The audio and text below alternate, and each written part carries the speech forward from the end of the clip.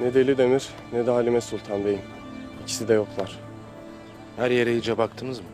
Baktık beyim. Aramaya devam edin.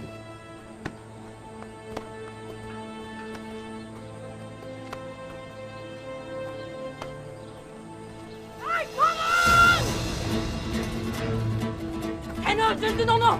Katilsin sen, katil. Bırak. Katil diyorum size. O öldürdü kadını. Katil. Kadını o öldürdü diyorum size. Bırak. Öldürdün onu. Öldürdün.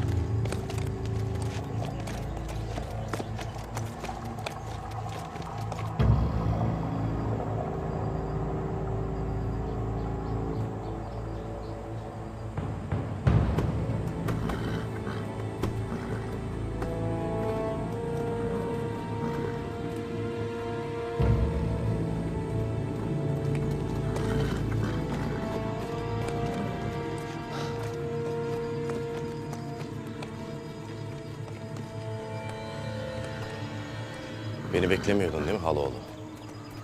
Hoş geldin Tuğtekin. Demek gözün şenlik görmek istemiş ha?